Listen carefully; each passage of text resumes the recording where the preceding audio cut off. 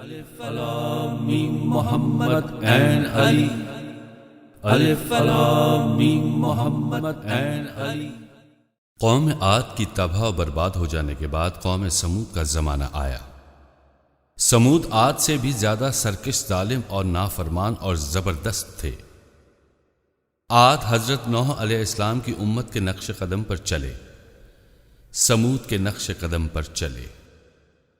سمود کو بھی اللہ تعالیٰ نے تمام نعمتوں سے مالا مال کیا تھا، مال اولاد سے گھر کے گھر بھر دیے تھے، کسی چیز کی کمی نہ تھی۔ خوبصورت خوبصورت باغات تھے، باغوں کے نیچے آئینے کی طرح صاف شفاف نہریں تھیں، مضبوط اور خوبصورت مکان تھے۔ سمود کو ایک اور کمال آتا تھا کہ وہ پہاڑ تراشنے کے فن میں طاق تھے۔ پہاڑوں کو تراش کر ایسے ایسے بے مثل اور بے نظیر مکان بناتے تھے کہ لوگوں کو حیرت ہوتی۔ پھر پہاڑوں کے پتھر ایسی آسانی سے تراشتے تھے، معلوم ہوتا تھا کہ ان کے ہاتھوں میں پتھر موم ہو جاتا ہے۔ پتھروں میں نئے نئے نقش و نگار اور ایسی خوبصورت خوبصورت جالیاں بناتے تھے کہ دیکھتے ہی دل چاہتا تھا کہ بس دیکھتا ہی رہ جائے۔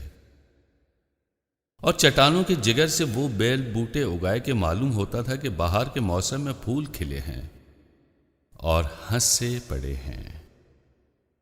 ان کے شہر سر سبزی و شادابی دیکھ کر ہر شخص یہ سمجھتا تھا کہ یہ بہار کا زمانہ ہے۔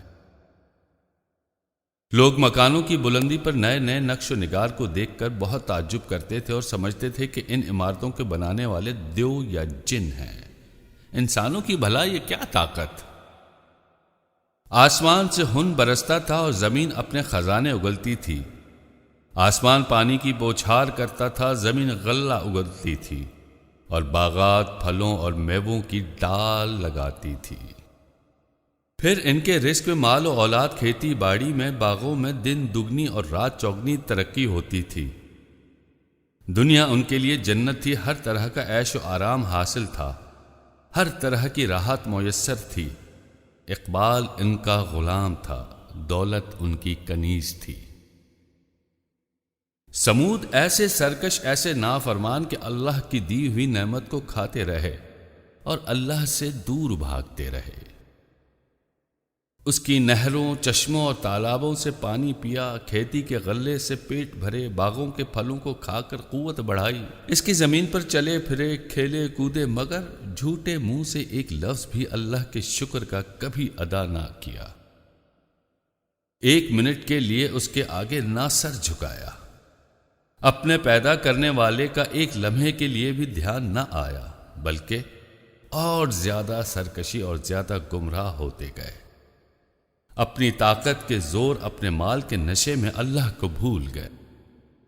ان کو اپنی قوت پر ناز تھا، اپنی زندگی پر بھروسہ تھا، اس لیے وہ اپنے حال میں مگن تھے۔ سمجھتے تھے کہ ہم سے زیادہ کون ہو سکتا ہے، ہم سے زیادہ طاقت کس کو نصیب ہے۔ یہ نہ سمجھتے تھے کہ یہ زور اور طاقت کس کی بخشی ہوئی ہے، یہ عزت اور دولت کس نے دی ہے۔ یہ نہ جانتے تھے کہ یہ سب کچھ اس کے ہاتھوں میں ہے اور وہ بڑا زبردست قدرت والا ہے۔ اگر وہ نہ چاہے تو یہ طاقت ایک دم فنا ہو سکتی ہے، یہ ہستی ایک لمحے میں مٹ سکتی ہے۔ یہ بڑے بڑے عالی شان محل، یہ خوبصورت خوبصورت رنگ برنگی کوٹھیاں، یہ باغات اور نہر و چشمے، یہ شہر کا شہر ایک منٹ میں برباد ہو سکتا ہے۔ مگر نہیں، ان کو یہ گمان تھا کہ نہ ہم کبھی مریں گے، نہ ان محلوں، باغوں اور چشموں سے کبھی جدا ہوں گے۔ ان کو یقین تھا کہ موت ہم تک نہیں پہنچ سکتی، بھلا موت ان مضبوط اور اونچی اونچی عمارتوں میں کیسے آ سکتی ہے، اور ہم ایسے توانا موٹے تازے آدمی کیسے مر سکتے ہیں۔ حضرت نوح علیہ السلام کی امت تو اس لیے ڈوب گئی کہ وہ جنگلوں میں اور وادیوں میں رہتی تھی۔ حضرت ہود علیہ السلام کی امت اس لیے ہلاک ہوئی کہ وہ میدان میں رہتی تھی۔ ہم کیسے ہلاک ہو سکتے ہیں؟ ہم تو ایسے مضبوط محلوں میں رہتے ہیں جہاں پرندہ پر نہ مار سکے۔ یہ نہیں سمجھتے تھے کہ جیسے ہم نے پہاڑ تراش کر مکان بنائے ہیں اور اس میں رہتے ہیں، ایسے ہی ان لوگوں کی مضبوط اور بلند عمارتیں تھیں۔ پھر موت ان تک کیسے پہنچے گی اور وہ کیسے مریں گے؟ سمود کی سرکشی بڑھتی جاتی تھی، وہ دنیا کے جال میں پھنس کر اپنے خالق کو بھول گئے اور مخلوق کی اطاعت پر کمر باندھی، اپنے معبود کی بندگی سے نکل کر بتوں کی بندگی اختیار کی۔ اللہ تعالیٰ نے ان کو بادشاہت عطا فرمائی، ہر چیز ان کے قبضے میں دے دی، پتھر کو ان کے لیے موم دیا، جب چاہیں تراش لیں وہ انکار نہیں کر سکتا، وہ ان کے حکم سے سرتابی نہیں کر سکتا، لیکن وہ اتنے بے وقوف، ایسے احمق کہ اپنی بے وقوفی اور حماقت سے اپنے غلام کے خود غلام بن گئے اور پتھروں کی مورتیوں کو اپنا بادشاہ بنا لیا، خود ان کے بندے بنے اور ان کو اپنا معبود بنا لیا۔ اللہ تعالیٰ نے ان کو عزت دی اور خود اپنے ہاتھوں ذلیل و خوار ہوئے۔ اللہ تعالیٰ نے ان کو بندگی کے لیے پیدا کیا، ان پر طرح طرح کے احسان کیے، طرح طرح کے انعام کیے، ان پر اپنی رحمت اور برکت کے دروازے کھول دیے، مگر وہ ایسے نافرمان، سرکش، جاہل اور بے وقوف کہ اللہ کو چھوڑ کر، اس کو بھول کر پتھروں کے بندے بنے، اپنے ہاتھوں سے پتھروں کی مورتیاں بنائیں اور ان کے آگے گر پڑے اور جھک پڑے۔ غور کرنے کی بات یہ ہے کہ کسی طاقتور زبردست آدمی نے کسی کمزور کی اطاعت کی ہے؟ کسی امیر اور معزز آدمی نے کسی رذیل غریب کی خدمت کی ہے؟ کسی آقا نے یا کسی سردار نے اپنے غلام کی غلامی کی ہے؟ اس کے آگے ادب سے کھڑا ہوا ہے، اس سے اپنی مرادیں مانگی ہیں۔ یہ انہی لوگوں کی حماقت تھی کہ اپنی ہاتھوں سے بت بنائے اور آپ سجدہ کریں اور خود ہی ان سے سوال کریں۔ اللہ تعالیٰ کو منظور ہوا کہ ان کی طرف بھی ایک نبی بھیجا جائے، جیسا کہ حضرت نوح علیہ السلام کی امت کی طرف حضرت نوح علیہ السلام کو اور عاد کی طرف حضرت ہود علیہ السلام کو بھیجا۔ سمود کی قوم میں ایک آدمی تھا، ان کا نام صالح تھا۔ یہ بہت ہوشیار، بہت نیک اور بہت عقل مند تھے۔ صالح علیہ السلام شروع سے بڑے ہونہار اور ترقی کرنے والے تھے۔